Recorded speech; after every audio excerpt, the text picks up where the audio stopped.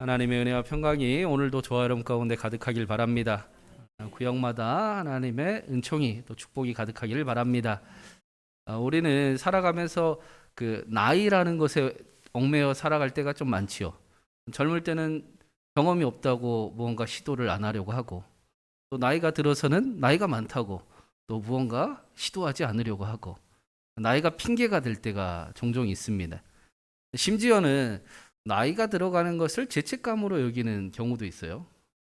폴 트루니에라는 심리학자가 우리가 나이가 들어가면서 젊었을 때 하지 못했던, 젊었을 때처럼 하지 못하는 것, 체력이 약해지고 늦게까지 일어나지 못하고 뭐 힘이 기운이 안 나는 것에서 거짓된 죄책감을 갖게 된다라는 이야기도 합니다. 그런데 성경은 나이가 드는 것을 지혜다라고 말씀합니다. 나이가 드는 것은 하나님과 점점 가까워지는 겁니다. 네, 실제로 그렇습니다. 실제로 우리는 하나님과 육적인 시간이 가까워지고 있잖아요. 그렇죠? 나이가 들어갈수록 우리의 생명이 짧아지는 것 같지만 반대로 이야기하면 하나님께 가는 시간이 점점 가까워지고 있습니다. 이런 얘기가 조금 심각하죠. 네, 별로 좋지 않아 보이기도 하는데 여튼 우리는 하나님과 가까워지고 있는 겁니다. 그래서 히브리어로 노인이라는 그 단어, 자켄이라는 단어는 그 나이가 많은이라는 표현도 있지만 더 능력이 있고 더 존경받고 더 뛰어난 장로라는 뜻도 있습니다. 그리고 많은 성경의 인물들이 노년의 하나님을 그 사명을 받았습니다. 첫 번째로 우리가 잘 아는 사람이 아브라함이지요. 75세에 하나님께 부르심을 받지 않습니까? 네, 처음 듣는 얘기는 아니죠. 야곱이 라반을 떠나서 그 자신의 그 길을 걸어갈 때가 70세가 넘었을 때였습니다. 모세가 80세에 하나님을 만나요. 그렇죠? 여호수아가 80세가 넘어서 정복을 시작합니다. 여호수아서에 시작할 때 여호수아의 나이가 80세가 넘었을 때였어요. 우리가 주일마다 나누고 있는 사도 바울도 노년에 하나님께 새로운 사명을 받았습니다. 나이가 문제가 되지 않습니다. 그 사명을 받았다라는 것은 다른 말로 하면 하나님을 만났다라는 거잖아요. 그렇죠? 하나님을 만났으니까 사명을 받았죠. 어디 자기 혼자 난 이렇게 살 거야라고 하면서 사명 받았다고 하지 않잖아요. 하나님을 만났다라는 표현이에요. 나이가 들어갈수록 하나님과 육적인 시간이 가까워지는 것과 동시에 영적인 친밀함이 늘어났다. 하나님을 만났다라는 것입니다.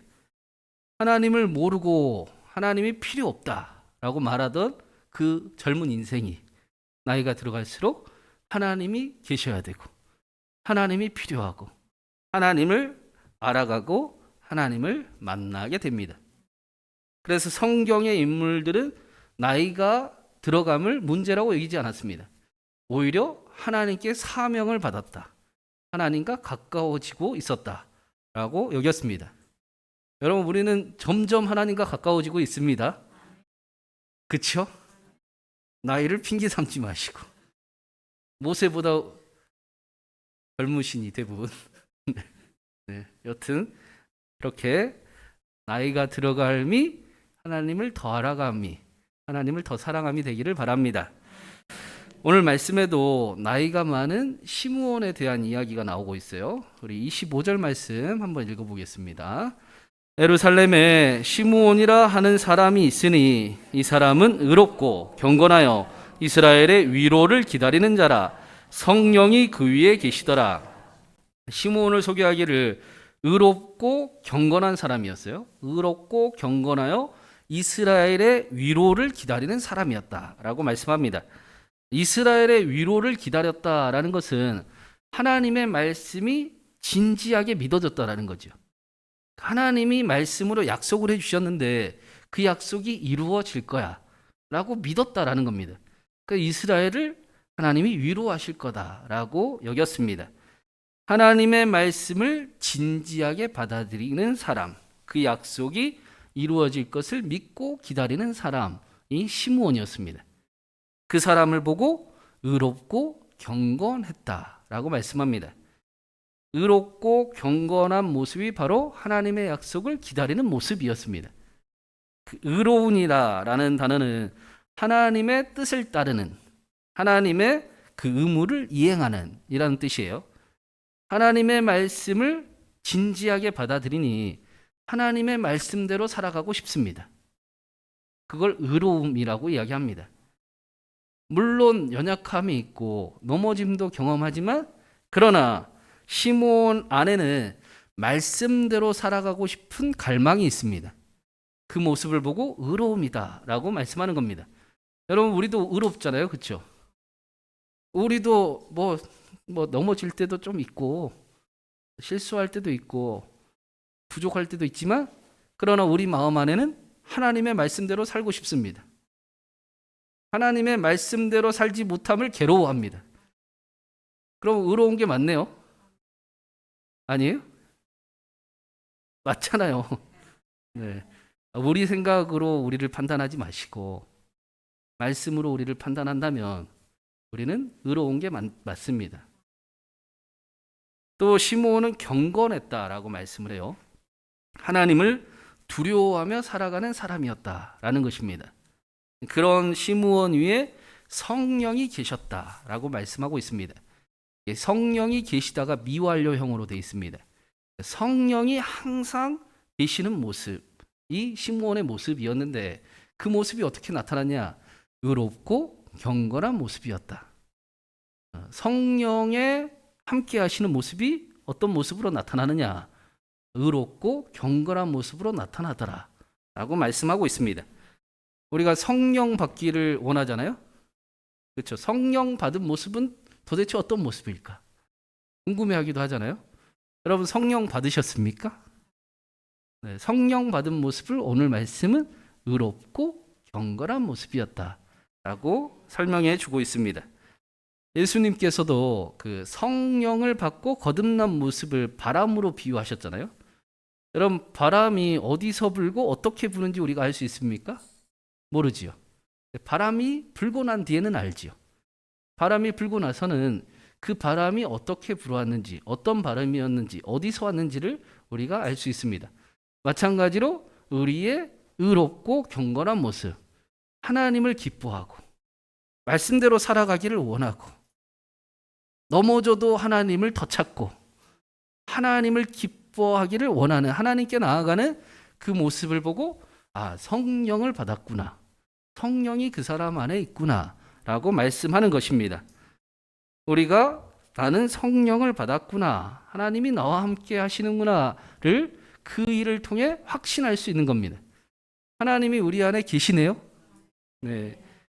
그 모습을 오늘 말씀에서는 의롭고 경건했다라고 표현합니다. 그리고 성령과 가까이 함께했던 그 시므온이 오늘 말씀에 무엇을 했는가? 34절 말씀도 한번 읽어보겠습니다. 시므온이 그들에게 축복하고 그의 어머니 마리아에게 말하여 이르되, 보라, 이는 이스라엘 중 많은 사람을 패하거나 흥하게 하며 비방을 받는 표적이 되기 위하여 세움을 받았고, 시므온이 아기 예수님을 안고 하나님을 찬송하더니 그의 부모에게, 예수님의 부모들에게 축복의 말을 전했습니다. 시므온의 입술에 축복하는 말이 가득했습니다. 성령이 임하시면 새 방언을 하잖아요. 그렇죠? 성령이 우리에게 임하실 때 가장 먼저 나타나는 변화는 우리의 말의 변화입니다. 우리의 말이 바뀌게 되어 있습니다.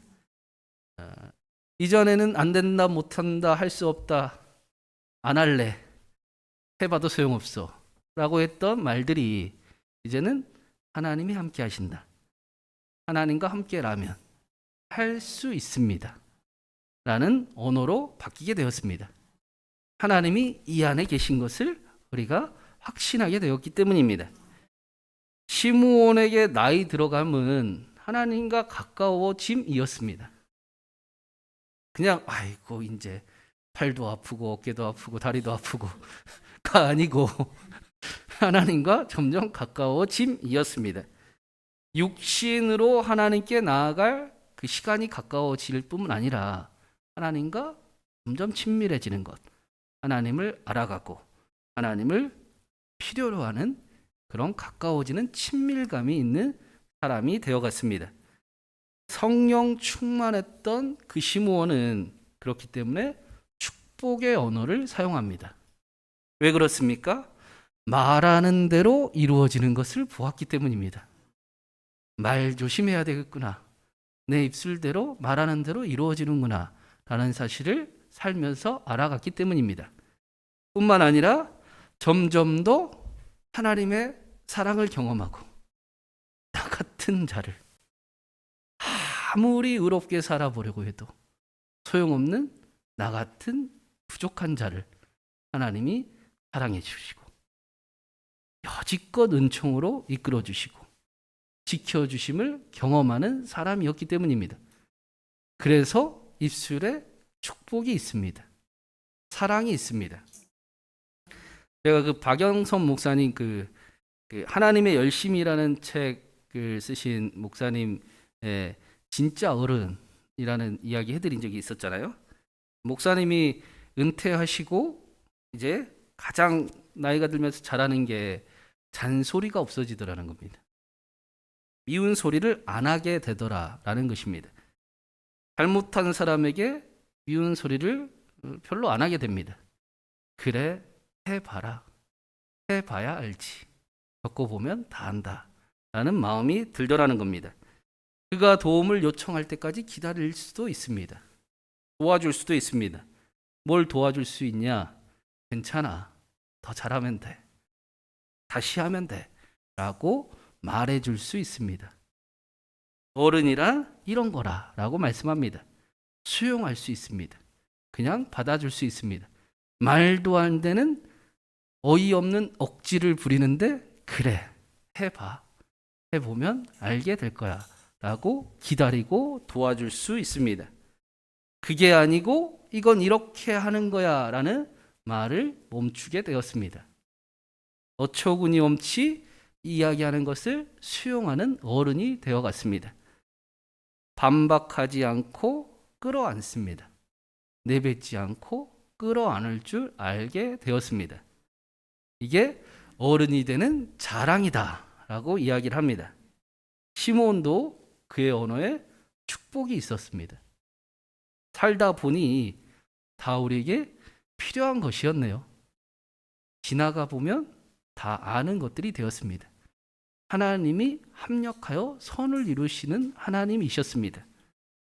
중요한 것은 그 일을 기억하고 교훈 삼아 점점 하나님을 알아가는 사람이 되는 것입니다.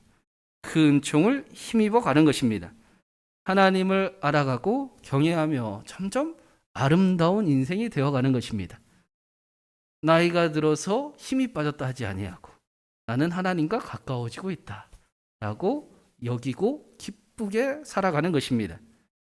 그래서 시므온이 아기 예수님을 안고 하나님을 찬송하며 했던 말이 이렇게 오늘 말씀합니다. 29절부터 우리 32절까지 한번 읽어보겠습니다. 주제여 이제는 말씀하신 대로 종을 평안히 놓아주시는도다. 내 눈이 주의 구원을 보았사오니 이는 만민 앞에 예비하신 것이요 이방을 비추는 빛이요 그의 백성 이스라엘의 영광이다 하니 시므온이 하나님을 찬양하면서 하는 말이 그의 삶이 지나온 하나님의 약속을 기억합니다. 하나님께서 약속하신 일이 삶의 순간순간마다 이루어졌습니다. 하나님이 때마다 함께 하셨네요 라고 하나님을 기억하고 은총에 감사합니다. 말씀대로 이루신 하나님을 찬양하고 하나님의 구원을 보았습니다. 시므온의 눈에 하나님의 구원이 보입니다. 뿐만 아니라 하나님의 구원이 나만을 위한 구원이 아니었고 모든 사람을 위한 구원임을 이야기를 합니다. 하나님의 구원하시는 그 놀라우신 은혜를 찬양합니다. 하나님을 알아가는 믿음이 사랑하는 눈으로 바뀌었습니다. 하나님을 사랑하듯 사랑하는 삶을 꿈꾸게 되었습니다. 그의 입술에 하나님이 하신 일들과 하나님께서 하실 일들, 축복이 가득한 삶을 살아가고 있습니다. 우리가 그 요셉의 이야기를 좋아하지 않습니까? 요셉은 노예로 팔려가고 또 감옥에 죄수로 갇히는데도 계속해서 하나님과 함께하는 삶을 살아갑니다. 그러더니 결국에는 하나님이 높여주심을 우리가 보았습니다. 형통한 자다라고 말씀합니다. 요셉이 도대체 어떤 하나님을 믿었길래 그렇게 노예로 팔려갈 때도 죄수의 삶을 살아갈 때도 하나님과 함께 할 수 있었을까? 하나님은 무엇을 보시고 요셉의 무엇을 보시고 형통한 삶을 살아가게 하시고 총리가 되게 하셨을까라고 생각을 하게 됩니다. 요셉이 어떻게 하나님을 믿었는지는 성경에 직접적으로 나오진 않지요. 성경에 나오는 내용은 야곱이 요셉을 끔찍이 사랑했다라고 나와요. 야곱이 그의 인생에서 가장 잘한 일이 요셉을 끔찍이 사랑하고 요셉에게 하나님을 계속 알려준 일입니다. 그렇지 않으면 설명이 안 돼요. 요셉이 어떻게 그 하나님과 슬플 때도 기쁠 때도 심지어 노예와 죄수일 때도 하나님을 잃어버리지 않을 수 있을까? 야곱이 아니면 설명이 되지 않습니다. 야곱이 요셉에게 그런 얘기를 했을 것 같아요. 요셉아, 하나님이 너를 너무 사랑하시는데 하나님께서 우리를 창조하신 모습은 벌거벗으나 부끄럽지 않고 하나님과 사랑하는 모습이었다. 그러니 너도 넘어질 때도 잘할 때도 못할 때도 부끄러울 때도 하나님과 함께하는 삶을 살아가면 좋겠다. 그래서 아브라함 할아버지가 경건하지 않는 자를 의롭다 하시는 하나님을 믿었지 않니? 우리는 경건하지 않는 나를 여전히 사랑하시는 하나님을 믿는 거란다. 그 하나님을 믿을 수 있는 이유는 그분께서 죽은 자도 살리시고 없는 것도 있게 하시는 하나님이시기 때문이다. 힘이 들면 하나님을 바라보고 사방이 막혀 있는 것 같으면 하나님을 기억하고 하나님께 기도해봐라. 하나님이 살아 계신다. 그리고 우리가 그 큰 어려움을 당했을 때 베델로 함께 올라갔었으니 하나님이 우리의 기도를 들어주심을 우리가 보았지 않니? 사랑하는 아들아, 너의 삶이 언제나 하나님과 함께 하기를 바란다. 사방이 막혀 있을 때도 하늘은 열려 있으니 하나님을 바라보며 살아라. 라고 귀한 사랑을 또 귀한 하나님을 선물해 주었을 것입니다. 야곱의 마지막 모습도 아들들을 향한 축복으로 끝이 납니다. 야곱의 마지막이 하나님의 은총을 감사하고 사랑하는 아들들을 축복하는 모습이었습니다. 우리의 인생도 점점 더 축복이 가득하기를 바랍니다. 하나님의 사랑이 우리 안에 가득하고 하나님을 점점 더 알아가서 우리 입술에 괜찮아, 다시 하면 돼. 하나님이 너와 함께 하실 거야. 너는 반드시 뜻을 이룰 거야. 라고 축복하는 언어를 가득 사용하는 저와 여러분 되기를 간절히 바랍니다. 사랑하는 저와 여러분을 통하여 우리의 연수가 더할수록 사랑하는 이야기, 함께 행복해지는 이야기, 축복이 담긴 이야기, 소망이 가득한 이야기, 하나님과 점점 가까워지는 이야기가 가득하기를 주님의 이름으로 축원합니다.